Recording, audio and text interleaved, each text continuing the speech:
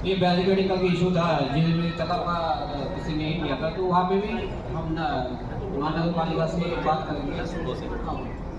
थोडं संवाद साहेब मराठीत होऊ द्या. सगळे सामाजिक कार्यकर्ते राजकीय ठीक आहे, मला कळतंय ते. सर्वांना कळतं. थोडं मराठीत होऊ द्या. आपल्याला कळत नाही तर बसून द्या. छठ पूजेच्या बैठकीत मराठी भाषेला दुय्यम वागणूक. डीसीपी राहुल चव्हाण यांच्यावर नागरिकांचा संताप. काल मीरा भाईंदर पोलीस आयुक्तालयातर्फे छठ पूजा कार्यक्रमाच्या अनुषंगाने मार्गदर्शन बैठक आयोजित करण्यात आली होती. या बैठकीदरम्यान उपस्थित नागरिकांनी विनंती केली की सर्व सहभागी मराठी भाषिक असल्याने मार्गदर्शन मराठी भाषेत द्यावे. मात्र डीसीपी राहुल चव्हाण यांनी नागरिकांच्या विनंतीकडे दुर्लक्ष करत हिंदीतच मार्गदर्शन सुरू ठेवले.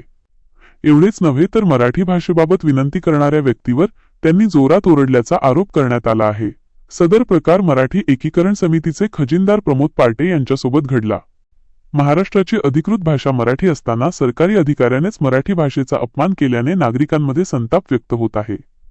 या घटनेबाबत संबंधितांनी पोलीस आयुक्त, मराठी भाषा विभाग आणि मानवाधिकार आयोग यांच्याकडे अधिकृत तक्रार दाखल केली असल्याची माहिती मराठी एकीकरण समितीचे अध्यक्ष गोवर्धन देशमुख यांनी दिली.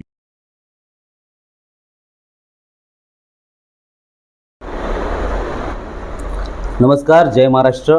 मी प्रमोद सुधाकर पार्टे, मराठी एकीकरण समितीचा शिलेदार. मित्रांनो, आज मीरा भाईंदर शहरामध्ये परिमंडळ 1 IPS अधिकारी राहुल चव्हाण साहेब यांच्या अंतर्गत एक बैठक आयोजित करण्यात आली होती. छठपूजा कार्यक्रम कशा पद्धतीने आयोजन केलं पाहिजे या संदर्भात मार्गदर्शन देण्यात येणार होतं. सूचना दिल्या जाणार होत्या. अशा बैठकीला ज्यावेळी आम्ही मराठी एकीकरण समिती शिलेदार ज्यावेळी आम्ही गेलो त्यावेळी तिथे एक DCP म्हणून चव्हाण साहेब ज्यावेळी हिंदीत बोलतात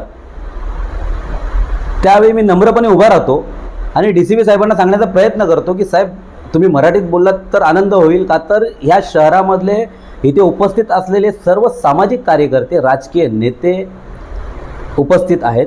प्रत्येकाला मराठी भाषा समजते, राजभाषा समजते. अशा वेळी मराठीत बोललात तर आम्हाला आनंद होईल.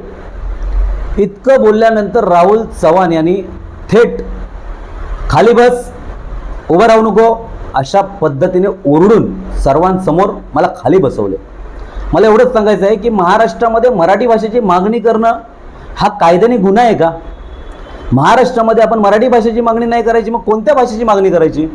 महाराष्ट्रामध्ये कार्यक्रम आयोजित केले जात आहेत तर महाराष्ट्र राज्य शासनाकडून सूचना असून सुद्धा की मराठीत सूचना दिल्या गेल्या पाहिजेत. एखाद्या प्रशासकीय यंत्रणेने किंवा पोलीस यंत्रणेने किंवा एखाद्या अधिकाऱ्याने ज्यावेळी तो खास करून वर्दीत असतो, आपल्या ड्युटीवर असतो, त्यावेळी त्याने मराठीत भाषण तर केलं पाहिजे, मराठीत बोलला पाहिजे. हे अशा पद्धतीच्या काही गोष्टी असताना सुद्धा मराठीत न बोलता त्यांनी मला खाली बस म्हणून म्हटले आणि पुन्हा हिंदीमध्ये चालू केलं. हा थेट मराठी भाषेचा अपमान आहे आणि एक चिंता वाटू लागलेली आहे. महाराष्ट्रामध्ये मराठी भाषा मागणी करत असताना इतर भाषिकांमध्ये आपल्याला थेट खाली बसवलं जाते, तो पण एक IPS अधिकारी.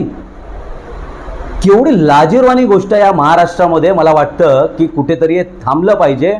या अशा अधिकाऱ्यांवरती थेट शिस्तभंगाची कारवाई केली पाहिजे असं मी थेट सांगू इच्छितो. गृहमंत्र्यांना सांगू इच्छितो की ज्यावेळी राज्यातला एखादा सर्वसामान्य माणूस ज्यावेळी मराठी भाषेची ज्यावेळी मागणी करतो आणि त्याला खाली बसवलं जाते सर्वांसमोर, हे गांभीर्य लक्षात घेतलं पाहिजे. कुठेतरी हे थांबलं पाहिजे आणि अशा पद्धतीने अशा अधिकाऱ्यांना जे मराठीत न बोलता हिंदीत बोलतायत अशांवरती शिस्तभंगाची कारवाई केली जाते असं मी मराठी एकीकरण समितीच्या माध्यमातून सांगू